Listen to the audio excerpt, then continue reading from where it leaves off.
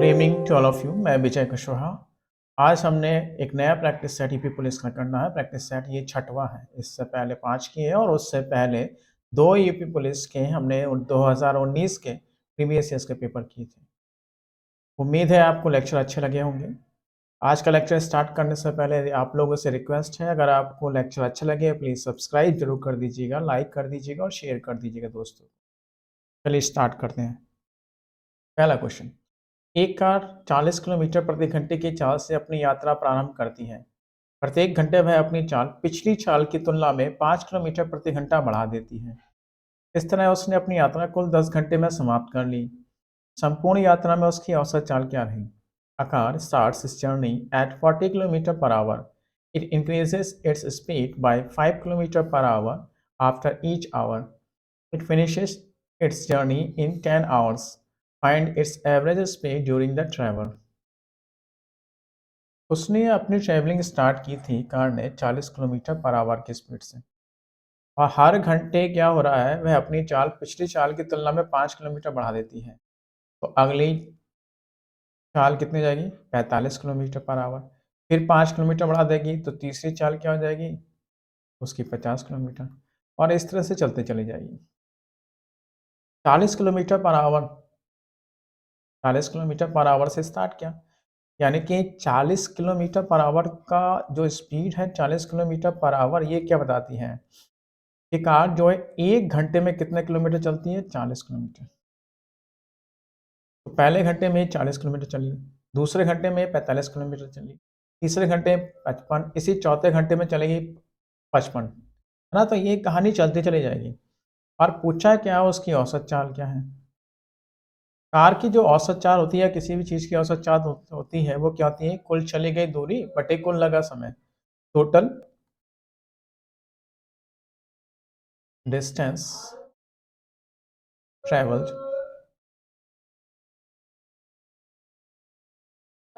Upon total time taken.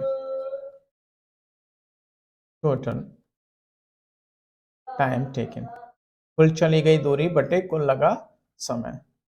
ये basic formula होता है। हमें निकालना है उसने कुल कितनी दूरी तय की और उसने कुल कितना समय लिया।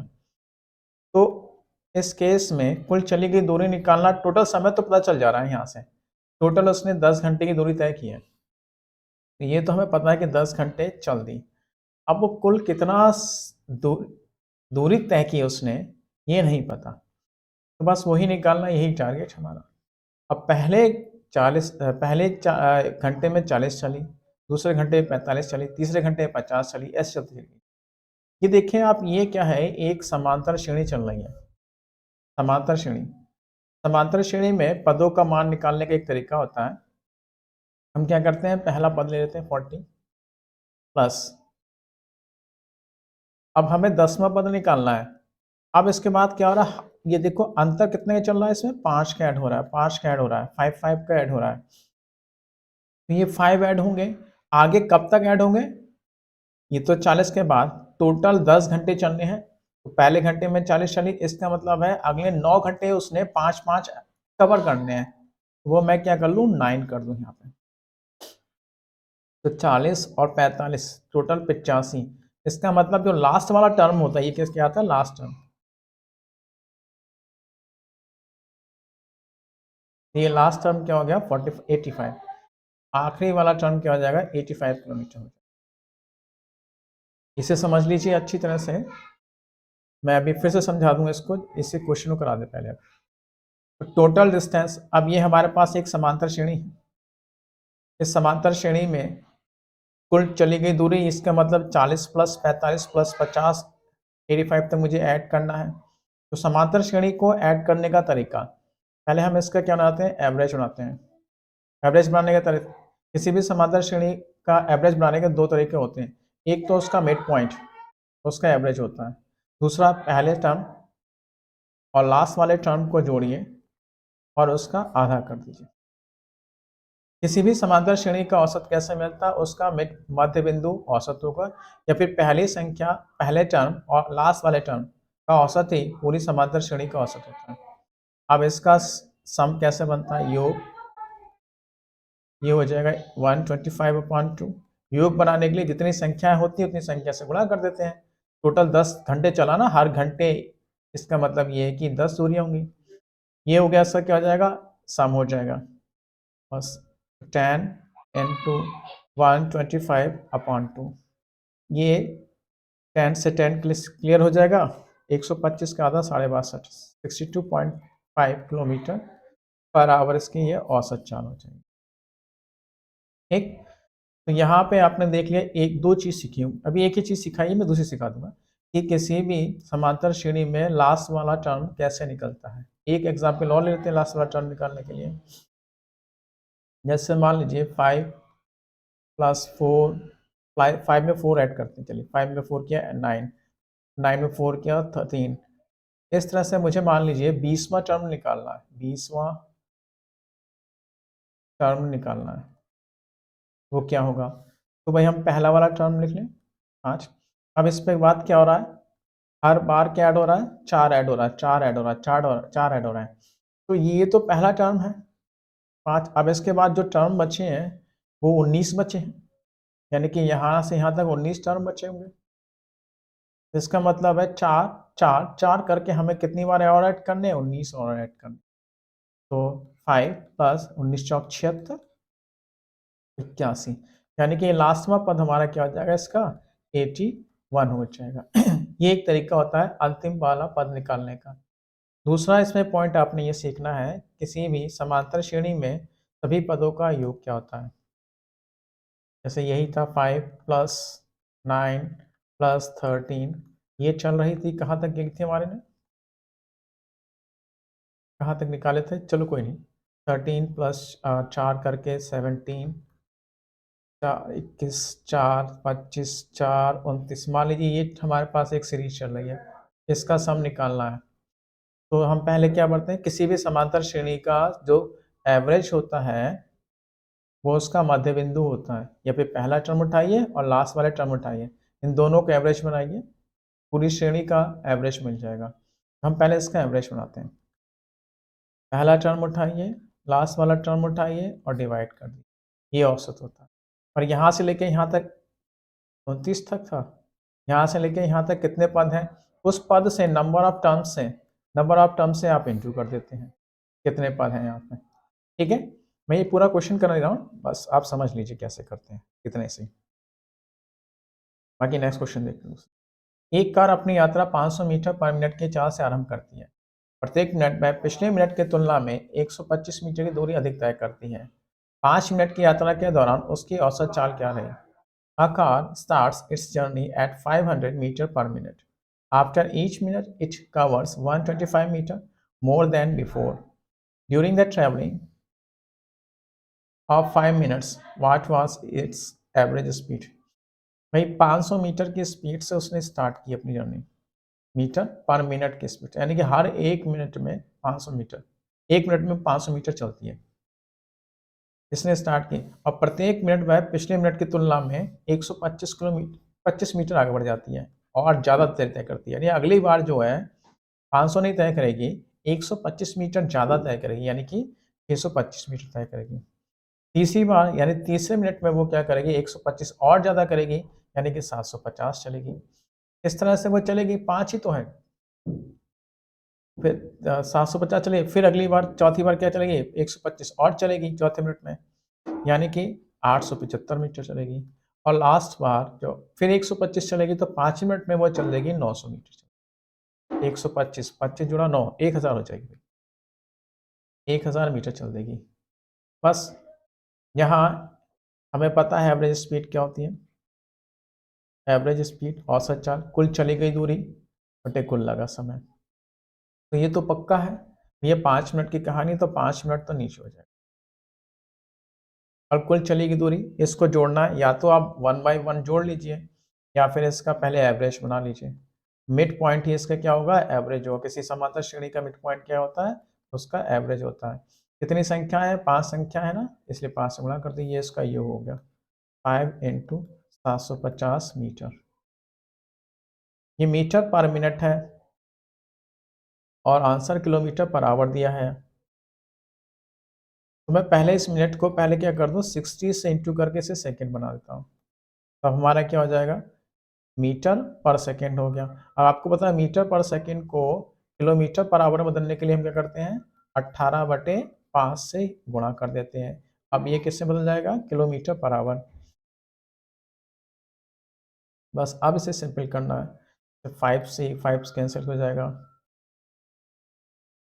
5 से ये कैंसिल हो जाएगा, 0 से ये कैंसिल हो जाएगा, 6 3 18 ये कैंसिल हो जाएगा, और 15 3 45, 45 किलोमीटर पर आवर। नेक्स्ट देखिए, मैंने एक टाइप के दो क्वेश्चन लिए, जैसे एक आपका सीखने के लिए, दूसरा रिवीजन के लिए। ए बी और सी मिलकर एक कार्य को 30 दिन में कर सकते हैं।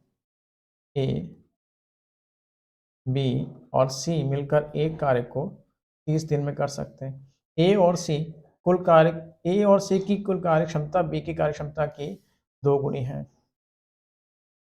ए की कार्य एफिशिएंसी बी और सी की कुल एफिशिएंसी की दुगुनी है। इसका मतलब है ए और सी की कुल दुगुनी है ना, इसका मतलब अगर इसकी एफिशिएंसी 1 है, ए और सी सॉरी, बी की कहा ना, बी की एफिशिएंसी का दुगुनी है। ए और सी की एफिशिएंसी बी की एफिशिएंसी की दुगुनी है। ए और बी की कुल कार्य क्षमता सी की कुल कार्य क्षमता की तीन गुनी है। ए और सी की कुल एफिशिएंसी बी की कुल एफिशिएंसी की 3 गुनी है। क्या हो रहा है, ए जब बी वाला हो गया था, ए और बी की कुल कार्य क्षमता सी की कुल 3 गुनी है। इसका मतलब है अगर इनकी इसकी एफिशिएंसी 1 है तो इसकी एफिशिएंसी कितनी होगी, 3 होगी। अब यहाँ आपको एक गड़बड़ मिलेगी, यहाँ ए बी सी 3 लोग और टोटल एफिशिएंसी 3 रेशियो बनती है। यहाँ पे वही 3 लोग हैं, ए बी और सी, और टोटल एफिशिएंसी यहाँ पे कितनी बनती है, इनकी 4 होती है। गड़बड़ हो गई, 3 व्यक्ति सेम ए बी सी, लेकिन टोटल एफिशिएंसी 3 बन रही है। वही यहाँ 3 लोग हैं ए बी सी, लेकिन टोटल एफिशिएंसी कितनी बन रही है, 4। तो ये इनकी एफिशिएंसी सेम करनी होगी, इस गड़बड़ को सुधारना होगा। तो 3 और 4 के एलसीएम पे ये इक्वल होते हैं, तो मैं इधर 4 से मल्टीप्लाई कर दूं, इधर 3 से मल्टीप्लाई कर दूं, जिससे कि तीनों की एफिशिएंसी 12 और 12 हो जाएगी। अब आप देखोगे ए की एफिशिएंसी और बी की एफिशिएंसी मिलेगी और सी की एफिशिएंसी, और यहाँ से 4 हो जाएगी बी की एफिशिएंसी, यहाँ से हो गई 3 सी की एफिशिएंसी, और टोटल इन लोग की 12 है, 4 4 और 3, 4 और 3 7 हो गई, तो बचती कितनी है, 5। तीनों की एफिशिएंसी मिल गई हमें। अब क्या कह रहा है, ए बी और सी मिलकर 30 दिन में कार्य करते हैं। अब हमें क्या करना है, हमें पता है टाइम क्या होता है, वर्क अपॉन एफिशिएंसी होती है। तो वर्क क्या होता है, टाइम इनटू एफिशिएंसी होती है। तो यहाँ से वर्क बना लीजिए भाई, टोटल वर्क जो किया जाना है, टोटल वर्क जो किया जाना है, ये 30 दिन में कर रहे हैं, है ना, 30 दिन में कर रहे हैं, टाइम हो गया। इन तीनों की एफिशिएंसी कितनी बन रही है, वही 12 हो गए थे हमारा, 12। ये टोटल वर्क है। अब यही वर्क किससे कराना है, ए से कराना है, तो टाइम निकालना है ए के द्वारा। ये टोटल वर्क किसके था, ए बी और सी के द्वारा था। अब टाइम निकालना है, टाइम हमारे होते क्या, वर्क अपॉन एफिशिएंसी, 30 इंटू 12। अब जिससे कराना उसकी एफिशिएंसी से डिवाइड कर दो, ए से कराना तो ए की एफिशिएंसी डिवाइड करो, 72 दिन लगेंगे। नेक्स्ट देखते हैं, ए बी और सी मिलकर एक कार्य को 22 दिन में कर सकते हैं। ए बी और सी एक काम को 22 दिन में कर सकते हैं। सी की जो एफिशिएंसी है वो ए और बी की कुल एफिशिएंसी का 1/4 है, यानी कि अगर इन लोगों की 4 एफिशिएंसी है तो इसकी 1 एफिशिएंसी है। जबकि बी की एफिशिएंसी सी और ए की एफिशिएंसी का 1/3 है, 1/3 है। यानी कि अगर इनकी 3 एफिशिएंसी है तो इनकी क्या होगी, बी की 1 एफिशिएंसी होगी। अब यहाँ फिर समस्या खड़ी हो गई, 3 लोग ए बी और सी, और टोटल एफिशिएंसी यहाँ बन रही है 5। यहाँ पर भी वही 3 लोग ए, बी और सी, यहाँ पर टोटल एफिशिएंसी कितनी बन रही है 4, गड़बड़ हो गई।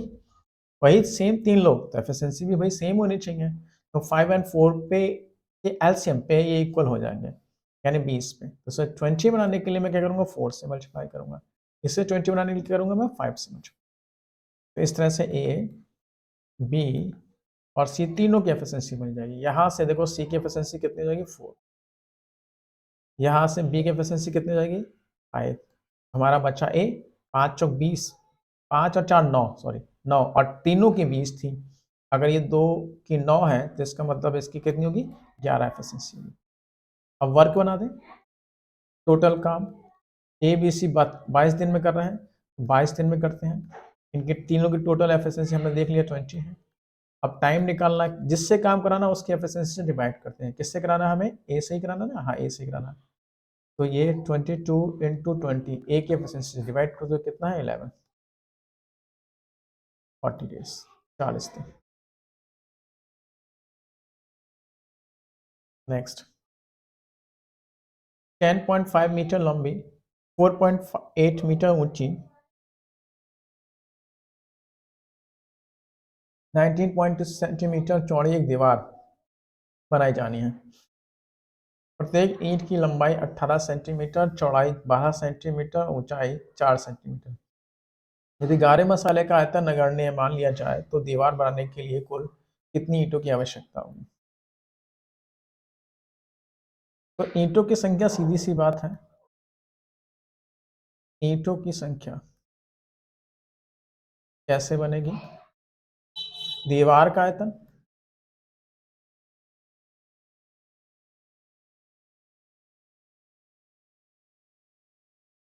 बटे एक ईंट का आयतन।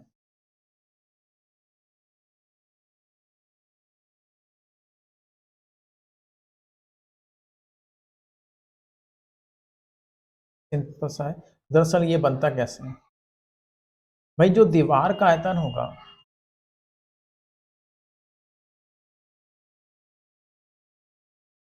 वो होगा क्या, जितनी ईंटें लग रही हैं उनके आयतन के तो बराबर होगा।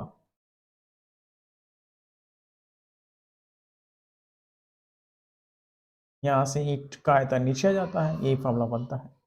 अब दीवार का आयतन, दीवार एक घनाभ होता है, दीवार एक घनाभ होता है, लंबाई चौड़ाई ऊंचाई, तो घनाभ का आयतन कितना होगा, ये 10 पॉइंट, ये हमारे पास 10.8 मीटर है। अगर मैं इसे सेंटीमीटर में बदलूं तो ये हो जाएगा इतना सेंटीमीटर। इसी तरह से 4.8 मीटर, मीटर में 100 सेंटीमीटर होता है, 100 से गुणा करूंगा 480 सेंटीमीटर, ये हो जाएगा। ये हमारे पास पहले से सेंटीमीटर है, 19.2, ये दीवार का आयतन हो गया। अपॉन ईंट का आयतन कितना है, ये 18 सेंटीमीटर पहले से ही है, चौड़ाई 12 सेंटीमीटर पहले से ही है, ऊंचाई 4 सेंटीमीटर पहले से ही, बस काटा पीटी करनी है। 18 छिंग 108 होता, 60 ये हो गया, 12 चौक 48, 4 ही होता, 4 से ये कैंसिल हो जाएगा, अभी भी 10 बचता है, एक जीरो से हटा देगा। 6 चौक 24 इंटू 192, सही कटा है। 18 छिंग 160 ठीक है, 12 चौक 48 ठीक है, 4 से 4 गया, जीरो से हटा देगा, 6 चौक, हाँ एक जीरो बचता है, 60 बचता है 192, एक जीरो कर दीजिए, 6 दूनी 12, 19 छिंग 114, 115, पहला आंसर। बेसिक सी क्वेश्चन था, आसान आसान था।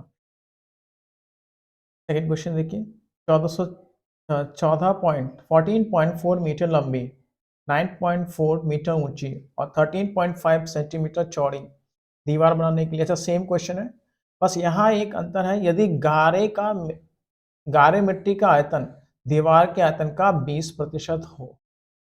हमें फिर से वही क्वेश्चन है, ईंट की संख्या निकालनी है, ईंट की संख्या, ईंटों की संख्या क्या से बनेगी, दीवार का आयतन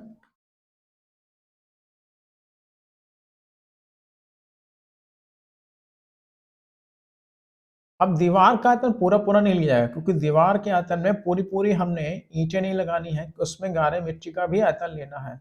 गारे मिट्टी का आयतन क्या है? दीवार के आयतन का 20%, यानी कि 20% अगर गारा मिट्टी कवर कर रहा है तो बचा हुआ हमारा दीवार कौन होगा? 80%। इतना बनाना है हमें। नीचे ईंट का आयतन, 1 ईंट का आयतन।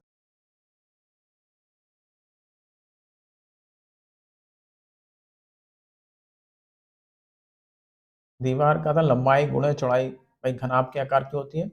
अब ये 14.4 मीटर है, इसे मैं 100 से मल्टीप्लाई करूंगा तो सेंटीमीटर बदल जाएगा, यानी 1440 सेंटीमीटर लंबाई। इसी तरह से 9.6 मीटर का मतलब कितना है? 960 सेंटीमीटर ऊंचाई।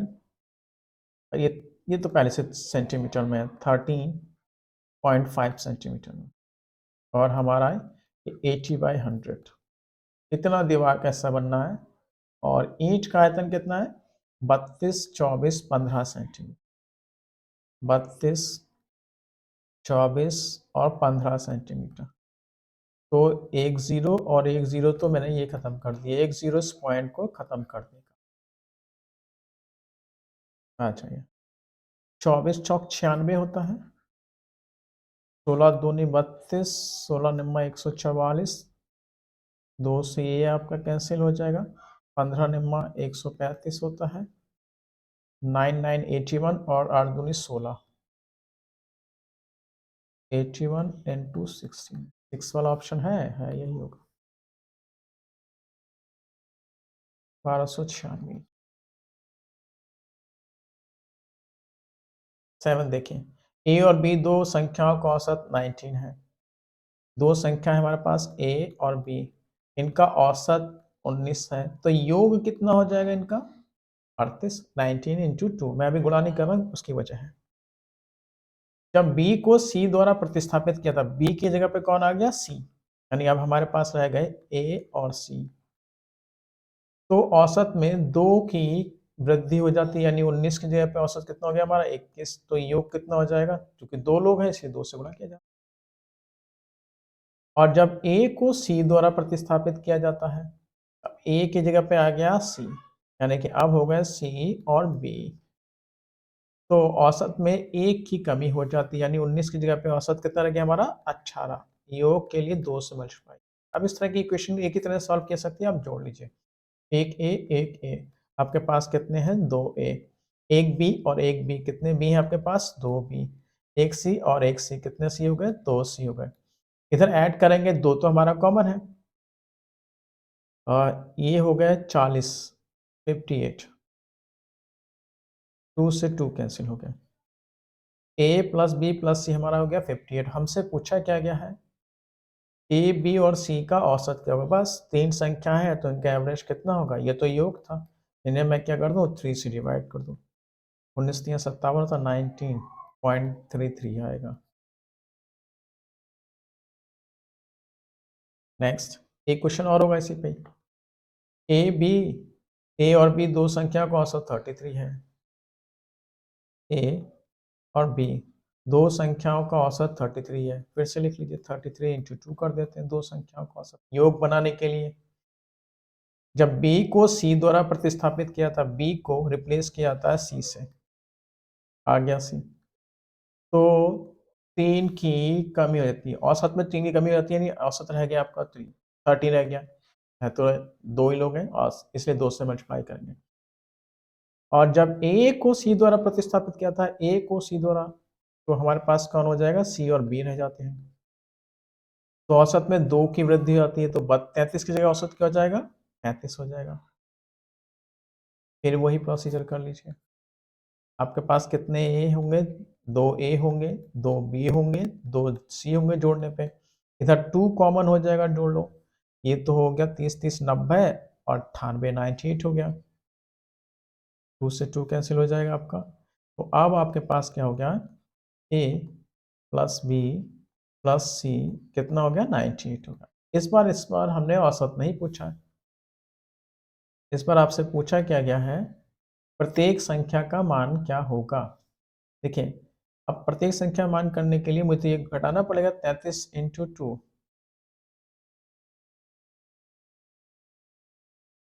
66 कर लीजिए, ये 60 हो जाएगा और ये 70 हो जाएगा। अब मुझे बताइए, अगर मुझे a की वैल्यू निकालनी तो इस इक्वेशन में से कौन सी इक्वेशन घटाऊं? ये घटाऊंगा ना, सी बी वाली। तो 98 में से 70 चला जाएगा तो मुझे मिलेगा 28। अब मुझे b की वैल्यू निकालनी है, तो इस इक्वेशन में से कौन सी इक्वेशन घटानी है? ये वाली, ताकि मुझे b की मिल जाए। और कितने आएगी? 60। 98 में से 60 जाएगा तो बचेगा 38। 6, जाहिर सी बात ए बी वाली घटाने सी, 98 में से ये जाएगा 2, 32, यानी कि हमारा पहला ही आंसर है। ये बड़ा अच्छा क्वेश्चन है। इसको पहले कॉन्सेप्ट समझाएंगे, फिर आपको इसके ट्रिक समझाएंगे।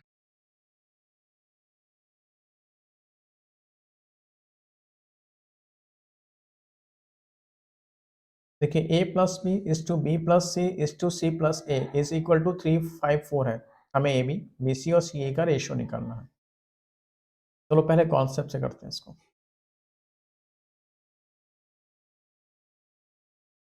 हम क्या कह सकते हैं? a plus B is equal to 3 के क्या दें? 3 रेशियो ना इनका। b plus C, B plus C, इसको हम क्या कहते हैं? 5 के क्या दें?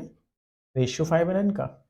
इसी तरह से बचता है c प्लस ए, ये 4 के कह दें। इस तरह की इक्वेशन को सॉल्व करने के तरीका सिखाए थे। जोड़ लीजिए भाई, 2a मिलेगा, 2b मिलेंगे और 2c मिलेंगे।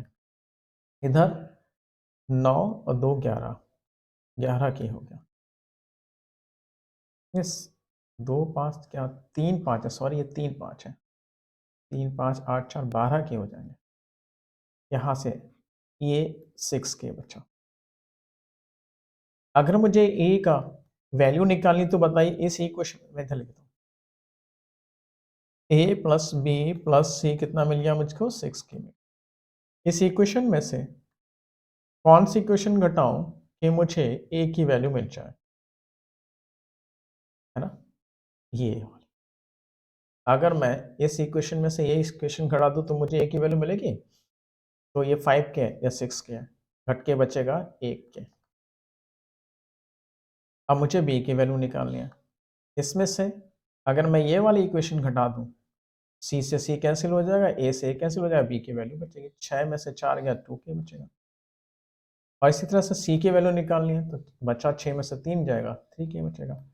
तो a, b और c का रेशियो 1 2 3 हो गया। अब आपसे पूछा क्या है? ए बी, बी सी और सी ए का रेशियो। ए कितना मिला हमें? 1, बी कितना मिला? 2, बी 2, सी 3, सी 3, ए 1। 1 दूनी 2, 2 तिया 6 और 3 एकम 3, यानी 2:6:3, 263, 263। ये इसका कॉन्सेप्ट था। अब इसी का ट्रिक देखते हैं।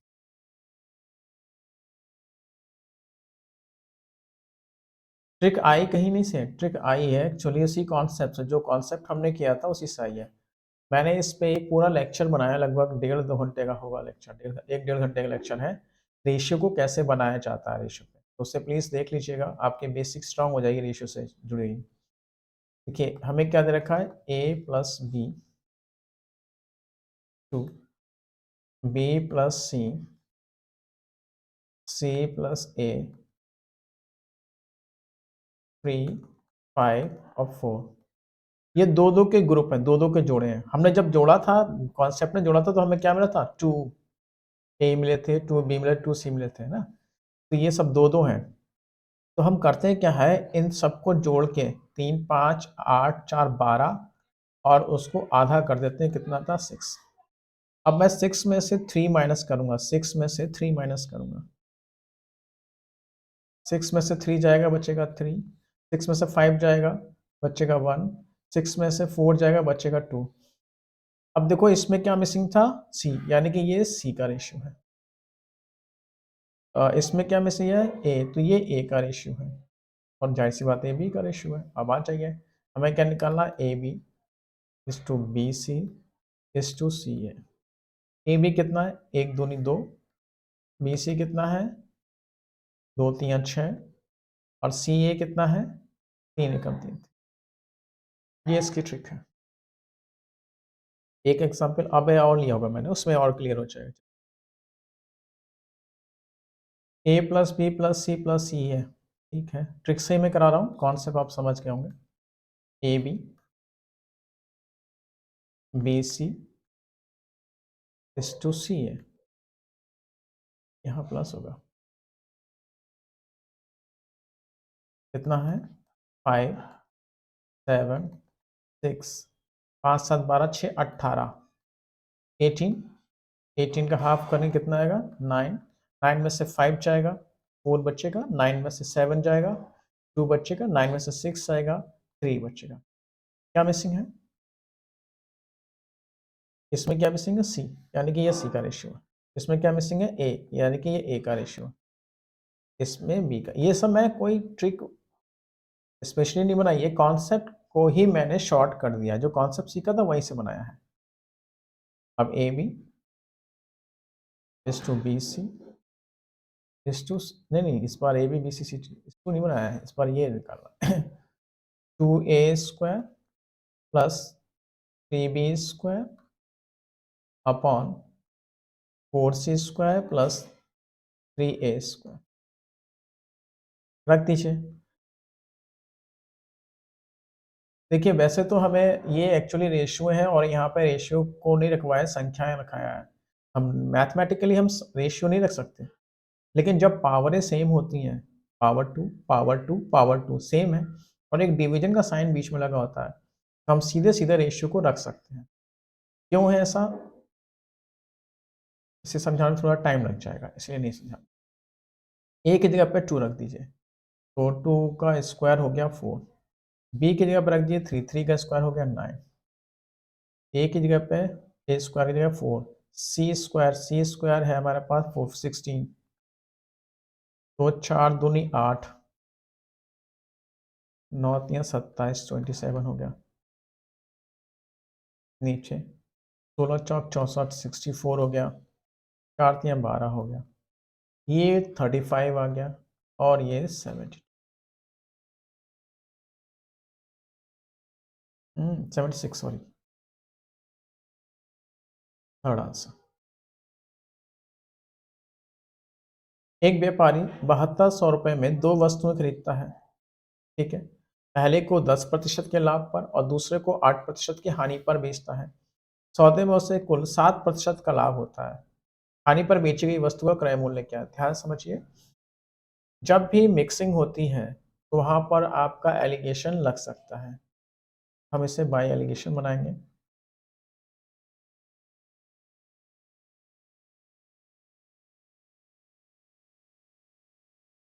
एलिगेशन, पहली वस्तु को उसने 10% के लाभ पर, अच्छा दोनों को खरीदा कितने में था उसने? 7200। पहली को 10% के लाभ पर बेचा उसने और दूसरी को 8% की हानि पे। यहाँ ध्यान रखना एलिगेशन लगाते समय, अगर लाभ हो रहा है तो प्लस में और हानि हो रही है तो माइनस में रखते हैं।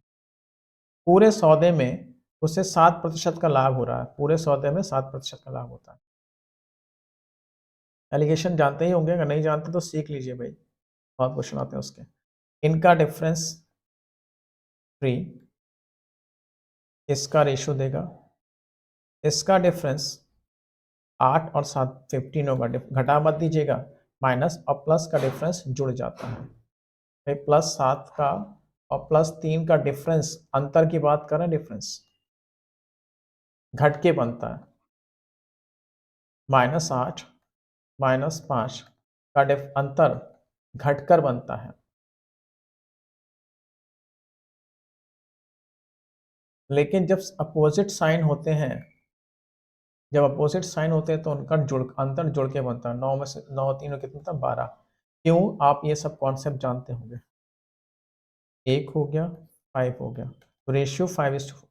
ये इनके कॉस्ट प्राइस का दाम होगा, सीपी का। सीपी का रेशियो है, ऐसा क्यों? सीपी का ही रेशियो क्यों है? क्योंकि ये सब क्या है? प्रॉफिट या लॉस है। ये सब क्या प्रॉफिट या लॉस है। प्रॉफिट या लॉस किस पे लिया जाता है? अगर प्रॉफिट ले रहे हैं तो सीपी पे लिया जाता है, अगर आप लॉस ले रहे हैं तो सीपी पे लिया जाता है। तो नीचे जो होगा अपॉन में उसी का रेशियो मिलता है हमेशा ये। अब ये वाली वस्तु क्या चीज़ थी? वस्तु थी। इस वाली वस्तु का सीपी 5 के अनुपात में होगा, इसका सीपी 1 के अनुपात में। टोटल कितना होगा? 6। 6 का सीपी जो कितना है? 720 रुपए है, सॉरी 7200 रुपए है। अब पूछा किसका सीपी है? हानि पर बेची गई वस्तु का, यानी कि 1 के बारे में।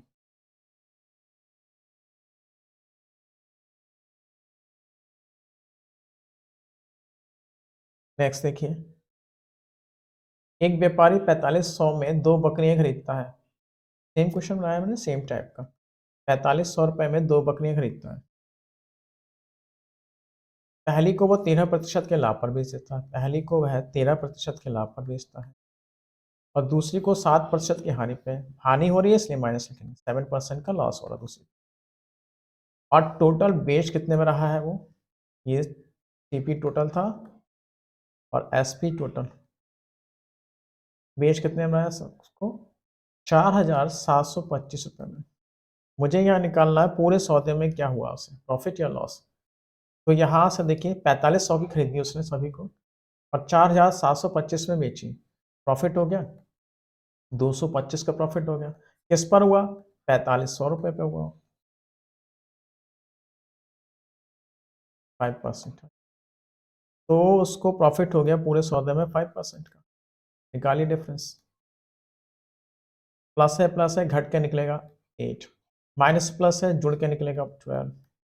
4 3 और 4 2, 3:2 का रेशियो हो गया है इनके सीपी में, यानी 3 और 2 5 में खरीदी गई थी सबको, जो किसके बराबर थी? 4500 रुपये के। दोनों को खरीदा गया 4500 में।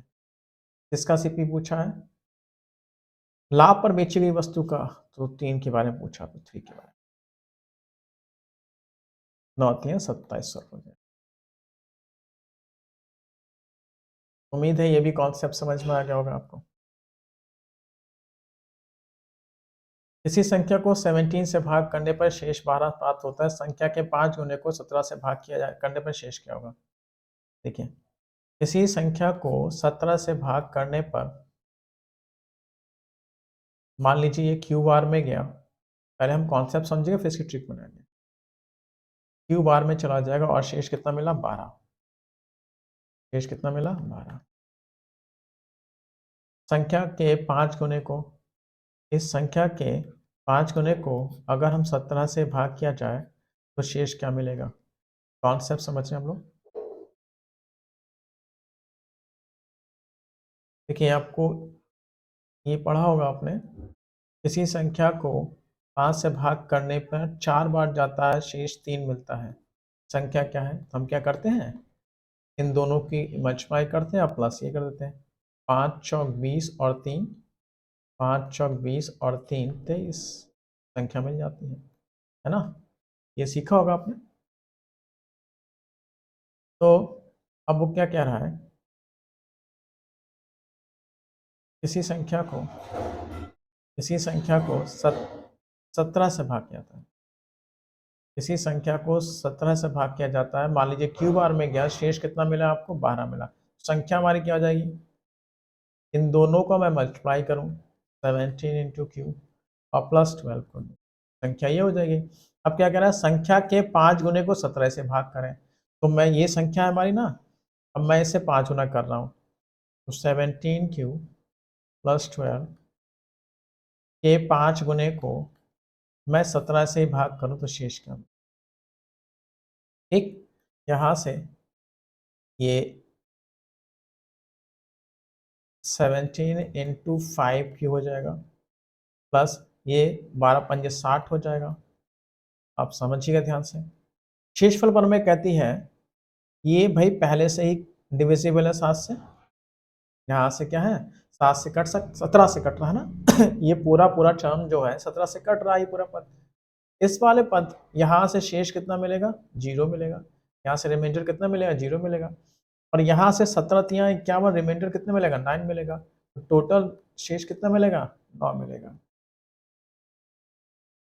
यहाँ से ये हमारा कॉन्सेप्ट था। अगर समझ में आया तो अच्छी बात है, नहीं तो आप ट्रिक पे आते हैं। कॉन्सेप्ट अगले क्वेश्चन में भी समझा देंगे। ट्रिक क्या कहती है? किसी संख्या को 17 से भाग करने पर शेष कितना मिलता है? 12 है। उसी संख्या के 5 गुने को 17 से भाग किया जाए तो शेष कितना मिलेगा? तो इन्होंने क्या किया, जब देखिए कंडीशन क्या है, जिस संख्या को पहले भाग किया गया था, जिस संख्या को पहले भाग किया गया था उसमें चेंज किया जा रहा है, लेकिन इसका भाजक कैसा है? सेम है। भाजक कैसा है? सेम। जिससे पहले भाग किया जा रहा था उसी को भाग किया जा रहा है। ठीक, अगर ऐसा होता है तो इन्होंने 5 किया गुना किया, तो आप इस शेष को 5 गुना कीजिए और 17 से ही भाग कर दीजिए। 12 पंजे 60, 60 को मैं 17 से भाग करूं, शेष कितना मिलेगा? 100 मिलेगा। जैसे मान लीजिए किसी संख्या को 11 से भाग करने पे शेष 8 मिलता है, संख्या के 10 गुने को मैं 11 से ही भाग करूं तो शेष क्या मिलेगा? इन कंडीशन क्या है? जिससे पहले भाग किया जा रहा था उसी को फिर से भाग किया जाए। ये भाजक कैसा है? सेम। भाजक कैसा है? सेम। अगर ऐसा है तो आप इन्होंने 10 गुना किया तो आप उठाइए पहले वाले रिमाइंडर को, इसे 10 गुना कीजिए और 11 से ही भाग, 11 80 77 बचेगा 3। चलिए नेक्स्ट समझते हैं। किसी संख्या को 13 1 से हो गया। किसी संख्या को 19 से भाग करने पर शेष कितना मिलता है? चलो पहले से ट्रिक से ही बता देते हैं, फिर कॉन्सेप्ट भी समझा देंगे। किसी संख्या को 19 से भाग करने पर शेष 17 मिलता है। उसी संख्या की घात 4 को 19 से ही भाग किया जाए, शेष क्या मिलेगा? तो क्या हुआ यहाँ पे भाई? ये भाजक कैसे है? सेम। 19 से पहले भी भाग किया जा रहा था, 19 से फिर से भाग किया। अगर ऐसा होता है तो ये और ये इसका मल्टीपल ही मिलता है, ये वाला हमेशा क्या होगा? इसका मल्टीपल होगा। तो इन्होंने पावर 4 की है तो आप 17 का पावर 4 कर दीजिए, 17 की पावर 4 कर दीजिए और उसे 19 से ही डिवाइड कर दीजिए। देखिए 17 को 19 से डिवाइड करने का मतलब क्या है? आप ऐसे करिए 17 इंटू 17 इंटू 17 इंटू 17, 19 से डिवाइड करना। यहाँ रिमाइंडर मिलेगा माइनस का 2, यहाँ रिमाइंडर मिलेगा माइनस का 2, यहाँ मिलेगा माइनस, अरे छोड़िए बेवकूफ़ी मत करो आप सीधे सीधे ऐसे करो। 17 19 से कितना कम है? 2 कम है, बस पावर 4 कर दीजिए। 2 की पावर 4 है, इवन है तो ये प्लस से बन जाएगा 16।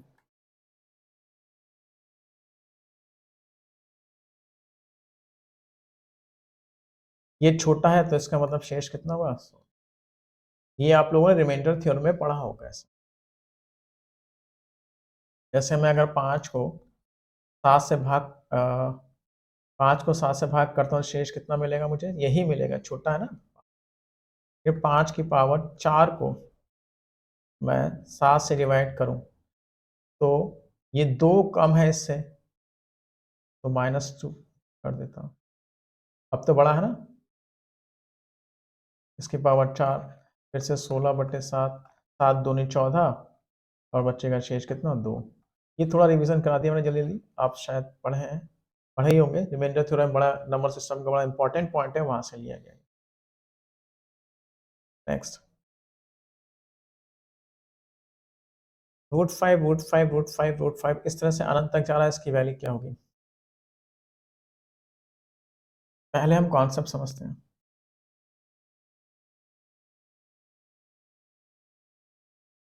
ये अनंत तक श्रेणी जा रही है। मैंने मान लीजिए इसकी वैल्यू कितनी मान ली? x मान।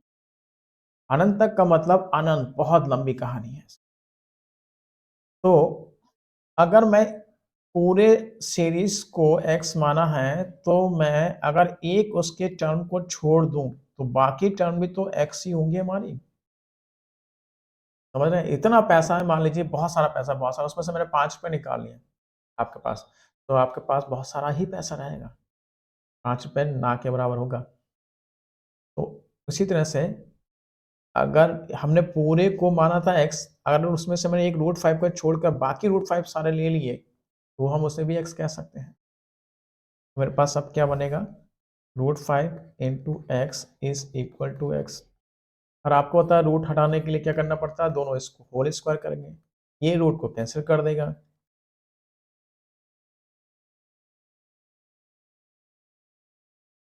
ये इस तरह से कैंसिल, और क्या बचेगा, x की वैल्यू 5। बस अब यही है, अगर आपके पास करनी के अंदर रूट के अंदर जा रही है, इनफाइनाइट तक कहानी जा रही है, तो इसका मतलब वही आंसर देगा। जैसे √7, √7, √7, ये इनफाइनाइट तक जा रहा है, इसका आंसर सीधे सीधे 7 है। √3, √3, √3 ये इनफाइनाइट तक जा रहा है, तो इसका आंसर क्या होगा, आपके पास 3 तक आएगा।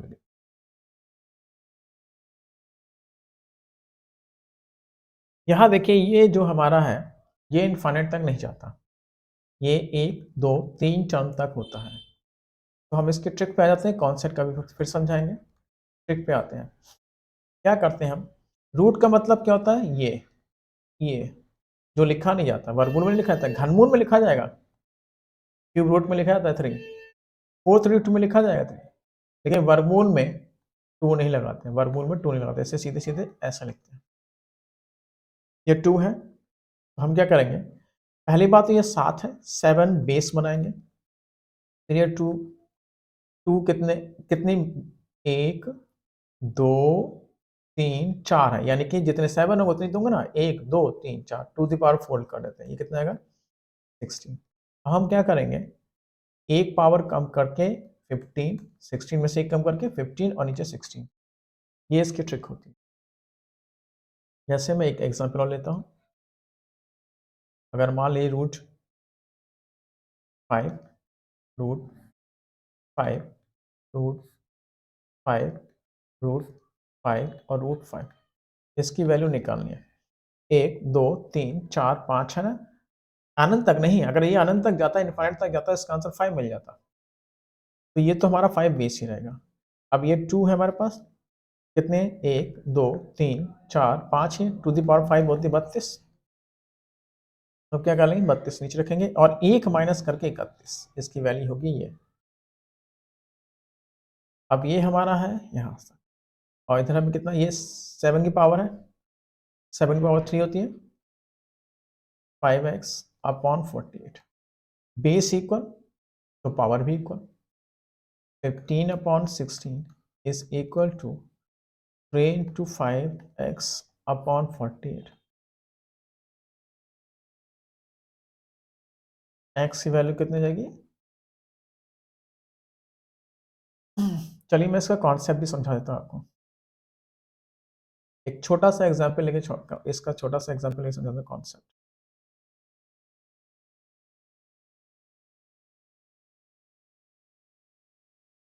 कॉन्सेप्ट क्या है, मान लीजिए मेरे पास ये है, मान के लिए क्वेश्चन तो दे रखा है, इसी के लिस्ट ले लेते हैं, √7, √7, √7 और √7, ये 4 है, इसको मान लिया हमने कितनी वैल्यूज की, x।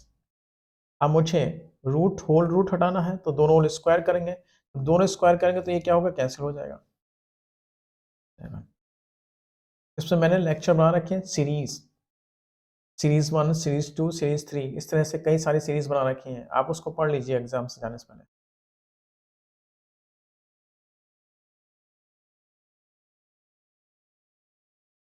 अब फिर एक बार स्क्वायर करेंगे और, तो यहाँ पे पावर 2 हो जाएगी और ये कैंसिल हो जाएगा, यहाँ पावर 2 हो जाएगी, कैंसिल हो जाएगा, यहाँ पे क्या हो जाएगा, पावर 4 हो जाएगी,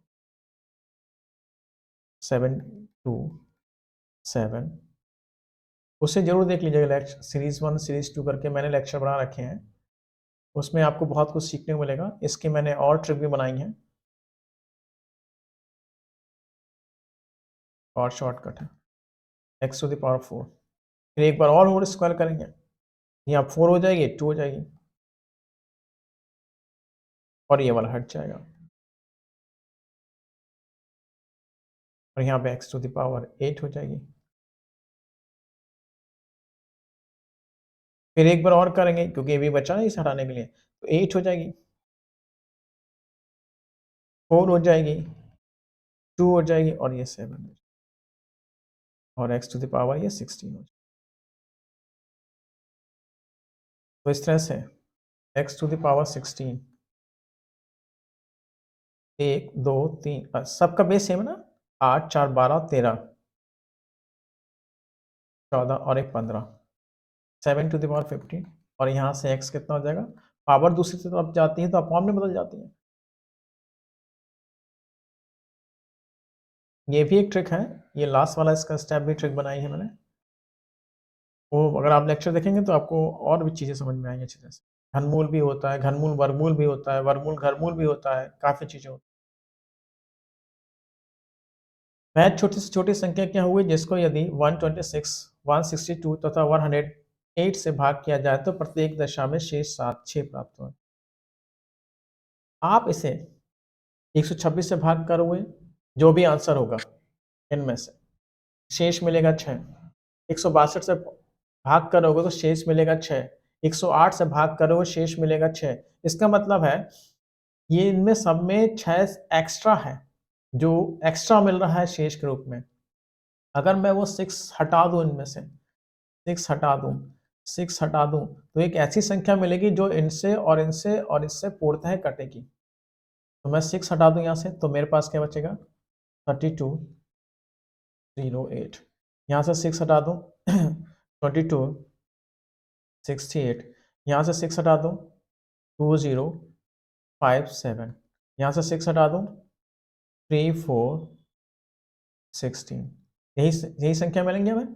अब ये संख्याएं ऐसी होंगी जो शेष 6 नहीं देंगे, क्योंकि जो शेष मिला था वो मैंने हटा दिया। अब ये इससे भी कटेगी, इससे भी कटेगी, इससे भी कटेगी। अब हमें काटना नहीं है, बेसिक्स से नहीं जाना। देखो ये क्या है, इसके लास्ट के 2 अंक। नियम क्या कहता है समझिए पहले आप। नियम कहता है कि अगर भाज्य डिविडेंड किसी संख्या से, नहीं ऐसा समझिए, जैसे एक x और एक और y है हमारा, ये अगर 3 से डिविजिबल है तो ये भी 3 से डिविजिबल होगा। अगर ये 4 से डिविजिबल है तो ये भी 4 से डिविजिबल होगा।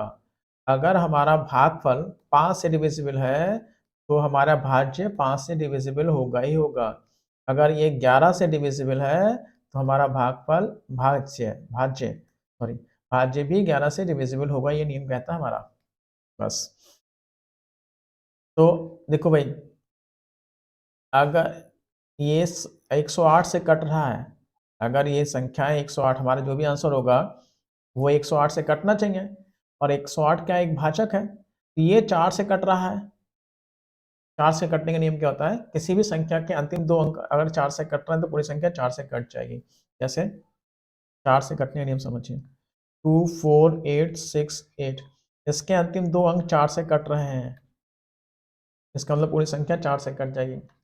38944, अंतिम 2 अंक इसके 4 से कट रहे हैं, इसके मतलब ये संख्या 4 से कट जाएगी। 3878, अंतिम 2 अंक 4 से नहीं कट रहे हैं, इसका मतलब ये संख्या 4 से नहीं कटेगी। किसी भी संख्या के अंतिम 2 अंक 4 से कट रहे हैं, पूरी संख्या 4 से कट जाएगी। तो 108 हमारा एक भाजक है, ये 4 से कट रहा है, इसका मतलब हमारे भाज्य भी 4 से कटने चाहिए। ठीक है, ये 4 से कट रहा है, ये 4 से कट रहा है, ये 4 से नहीं कट रहा है, ये 4 से कट रहा है। तो 4 के नियम ने हमारा फिल कर दिए। तो और दूसरा नियम देखो, 9 का नियम काम करता है, यहाँ पे 9 का नियम काम कर रहा है। 9 से कटने की शर्त क्या है, अंकों का योग अगर 9 से कटता है तो पूरी संख्या 9 से कट जाती है। जैसे 2 4 5 7, ये संख्या 9 से कटेगी या नहीं कटेगी, 4 5 9 होता है, 2 7 9 होता है, इसका मतलब संख्या 9 से कट जाएगी। 3 8 5 6 1 4, ये संख्या 9 से कटेगी नहीं कटेगी, 3 और 6 9 होता है, 8 और 1 9 होता है, 5 4 9 होता है, इसका मतलब संख्या 9 से कट जाएगी। 2 8 7 6 5, ये कटेगी नहीं कटेगी, 7 और 2 9 होता है, 8 6 14 14 और 5 19, नहीं कटेगी। तो देखो आप 108 में 1 और 8 होता है 9, यानी कि अगर ये 9 से कट रहा है तो पूरी संख्या 9 से कटेगी। चलो चेक करें, 3 और 2 5, 5 8 13 नहीं कट रही है, 4 6 10 और 8 18 कट रही है, 3 4 7 और 1 8, 8 6 14 नहीं कट रही है, इसका मतलब हमारा आंसर दूसरा वाला ही होगा। अगर ये काम नहीं करता तो हम किसी और को पकड़ते। हमने 108 को ही क्यों पकड़ा, क्योंकि मुझे दिख गया इसके अंतिम 2 अंक 4 से कट रहे हैं, और 1 और 8 9, 9 के नियम को भी फॉलो करेगा, इसीलिए मैंने यहीं से पकड़ लिया। अगर आपको एलसीएम और एचसीएफ पे कमांड करना है, एलसीएम और एचसीएफ पे कमांड करना है, तो इसकी जो बेसिक होती है आपका, इसके बेसिक चैप्टर है आपका डिविजिबिलिटी, भाज्यता, भाज्यता के नियम नंबर सिस्टम में है, उसे पढ़ लीजिए। आपकी एलसीएम एचसीएफ बहुत आसान हो जाएगी। इसके कम से कम 60 से 70% के क्वेश्चन इसी बेस पे, यही बेस है इसका।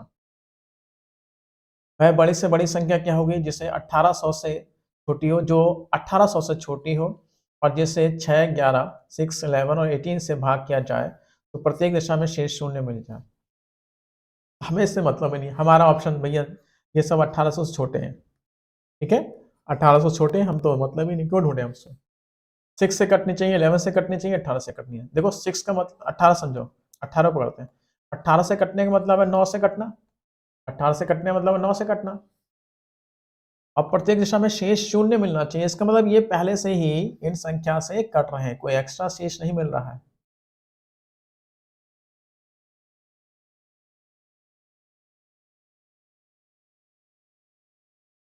जीरो होगा, तो जीरो मिल रहा है, तो इसका मतलब है अगर मैं इसे 18 से डिवाइड करूं, शेष जीरो होने का मतलब होने का ये पूरी तरह से कट रहा है, तो मुझे इस बार कुछ घटाने की जरूरत ही नहीं है। तो मैं 9 का नियम चेक कर लूं, 6, 4, 10, 2, 12 नहीं कट रहा है 9 से, 7, 7, 14, 4, 18 और 1, 19 नहीं कट रहा है, 6, 4, 10 और 18 कट रहा है, तो 4, 4, 6 ये भी नहीं कट रहा यार, कुछ करना ही नहीं है आपको। 1764 अगर नियम आपको याद है तो आपको फ्री का मार्क है, इसलिए मैंने कहा डिविजिबिलिटी, विभाज्यता या भाज्यता का नियम जरूर पढ़िए नंबर सिस्टम में जाके।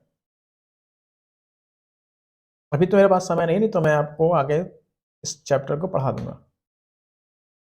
350 मीटर तथा 450 मीटर लंबी दो ट्रेनें एक दूसरे की ओर गतिमान हैं। एक ट्रेन, दूसरी ट्रेन, ये 350 मीटर लंबी ट्रेन है और ये 450 मीटर लंबी ट्रेन है, एक दूसरे की ओर गतिमान है। वे एक दूसरे को पार करने में 40 सेकंड का समय लेते हैं। 40 सेकंड होगा, 40 सेकंड का समय लेते हैं। यदि पहली ट्रेन की चाल 42 किलोमीटर पर आवर है तो दूसरी ट्रेन की चाल क्या होगी? दूसरी ट्रेन की चाल क्या होगी भाई? चाल बराबर जानते हैं आप लोग, दूरी बटे समय। तो जब दो ट्रेनें विपरीत दिशा में चलती हैं तो उनकी चालें क्या होती हैं? जुड़ जाती हैं। 42 प्लस v कर ले, दूरी कितनी, ट्रेन जब एक दूसरे को क्रॉस करती हैं तो उनकी लंबाइयां क्या होती हैं? जुड़ जाती हैं। 450 प्लस 350 कितनी हो जाएगी? 800 मीटर। समय कितने ले रही है? 40 सेकंड ले रही है, 40 सेकंड। अब यहाँ पे क्या है, ये किलोमीटर पर आवर है, किलोमीटर पर आवर, ये भी किलोमीटर पर आवर है, तो मैं इस मीटर पर सेकंड को किलोमीटर पर आवर में बदल लूंगा। किलोमीटर पर आवर में बदल लूंगा तो मैं क्या करूंगा? 18/5। किलोमीटर बड़ा होता है, इसलिए आपको पता ना, या तो चार बदलने के लिए या तो मैं 5/18 से गुणा करेंगे या फिर 18/5 से। मीटर को किलोमीटर पर आवर में बदलना है, मीटर फोकस कीजिए, मीटर छोटा होता है, किलोमीटर बड़ा, इसलिए मैं बड़ा वाला ऊपर रखता हूँ।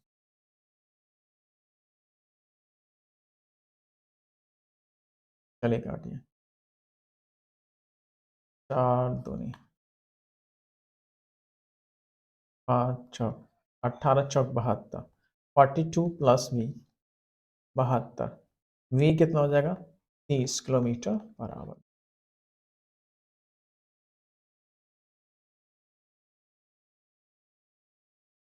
समान लंबाई की दो ट्रेनें एक दूसरे की ओर, फिर से सेम लेंथ की दो ट्रेन है इस बार, इसकी लेंथ एल कर लीजिए, इसकी लेंथ, एक दूसरे की ओर गतिमान है, एक 42 किलोमीटर पर आवर तो एक 48 किलोमीटर पर आवर की स्पीड, विपरीत गतिमान है। वे एक दूसरे को पार करने में 44 सेकंड, 44 सेकंड का समय लेती हैं। प्रत्येक ट्रेन की लंबाई क्या होगी? वही लंबाई, इस बार लंबाई पूछिए, दूरी बराबर क्या होता है? 4 गुणे समय।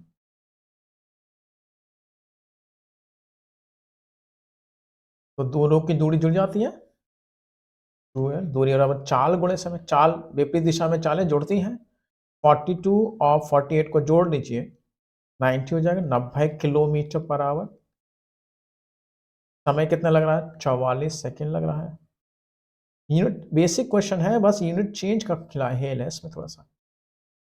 दूरियां किसमें? मीटर में निकालनी है, तो जाहिर सी बात है इसे किलोमीटर पर आवर को मीटर पर सेकंड बदलना है।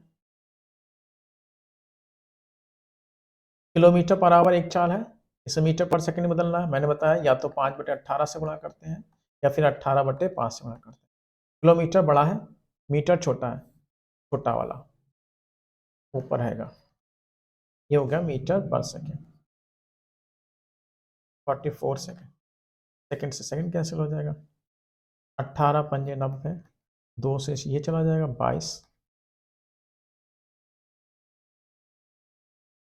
25 इंटू 22, ये 50 कर लीजिए, 11 कर लीजिए, 550 मीटर। उम्मीद है आपको समझ में आया होगा।